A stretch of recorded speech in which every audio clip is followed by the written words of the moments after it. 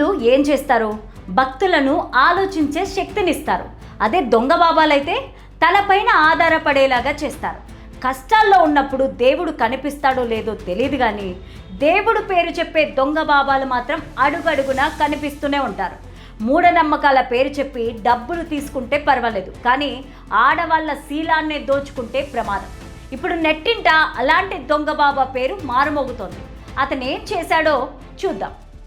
ఏకాంత పూజలని చెప్పి గదిలోకి తీసుకెళ్లేవాడు. దీవెనల పేరుతో ప్రైవేట్ పార్టీలను టచ్ చేయడం, ఎదురు తిరిగితే అత్యాచారాలు చేయడం, చివరికి కడుపు చేస్తే గర్భస్రావాలు చేయించడం, ఇలా ఇన్ని కాదు. మరి దొంగ బాబా సంగతేంటో ఇప్పుడు చూద్దాం.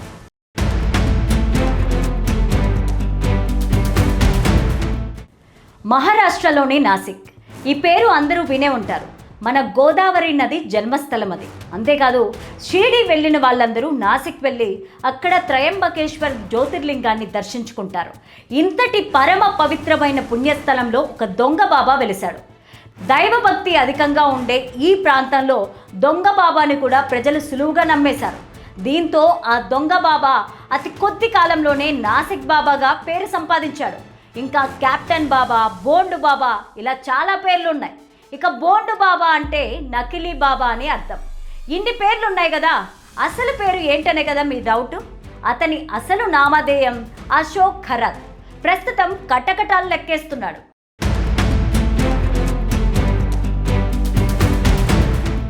ఎందుకు అలాంటి పరిస్థితి వచ్చిందంటే, బోండు బాబా తన దగ్గరికి వచ్చే భక్తులను ఊరికేనే వదిలేసేవాడు కాదు. ముఖ్యంగా మహిళా భక్తులపైన అమితమైన కరుణ, ప్రేమ, దయ, వాత్సల్యం చూపించేవాడు. వాళ్ళ కష్టాలన్నీ ఎంతో ఓపికగా శ్రద్ధగా వినేవాడు. వారితో పాటు కన్నీరు పెట్టుకునేవారు. చివరికి ఒడిలోకి తీసుకొని ఓదార్చేవాడు. మీ కష్టాలను రాత్రికి ఆ దేవుడితో చెబుతానని నమ్మించేవాడు. అయితే ఇక్కడ పనిలో పనిగా వారి కుటుంబ విషయాలు, ఆర్థిక స్థితిగతులను తెలుసుకునేవాడు. అప్పుడు 2 రకాల స్కెచ్లు గీసేవాడు. డబ్బులుంటే పూజల పేరు చెప్పి లక్షల రూపాయలు దోచేసేవాడు. వాళ్ళు ఇవ్వకపోతే మాత్రం ప్రత్యేక పూజల పేరు చెప్పి ఏకాంత మందిరంలోకి తీసుకెళ్లేవాడు. అయితే బోండు బాబా వద్ద అలౌకిక శక్తులున్నాయని నమ్మిన కొందరు భక్తులు ఏం చేశారంటే, తమ బిడ్డలను ఒంటరిగా పంపించేవారని విచారణలో తేలింది.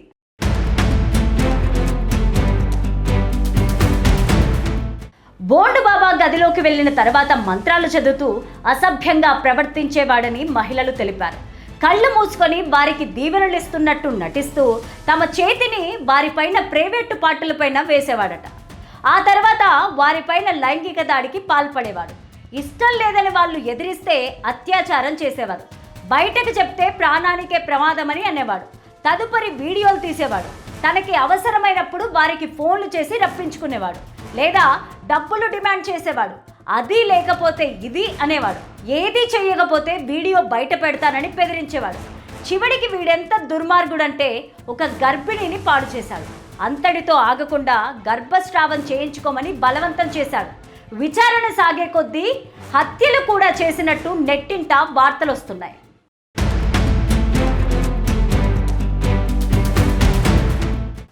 నాసిక్ బాబా పైన కేసు నమోదైన 5 రోజుల్లోనే పోలీసులు 50కి పైగా ఫోన్ కాల్స్ వచ్చాయి.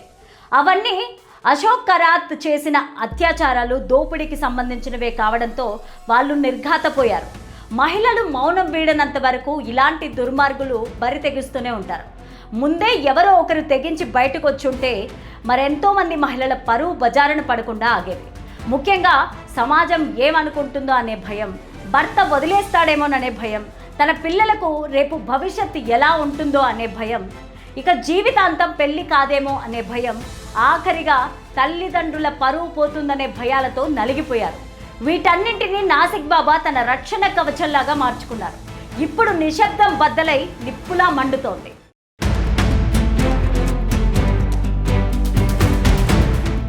మూఢనమ్మకాలు, మూర్ఖత్వాలకు ఎంతమంది బలైపోతున్నారన్నది నాసిక్ బాబా లాంటి వాళ్ళని చూస్తే తెలుస్తుంది.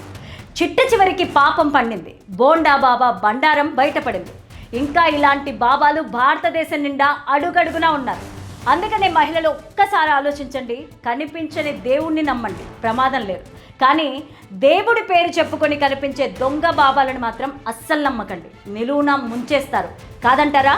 మీ అభిప్రాయాన్ని కామెంట్ సెక్షన్లో తెలియచేయండి. ఇలాంటి మరిన్ని విశ్లేషణల కోసం మా ఛానల్ని సబ్స్క్రైబ్ చేసుకోండి. చూస్తూనే ఉండండి విభిన్న కథనాల కోసం ది సౌత్ న్యూస్ ఛానల్.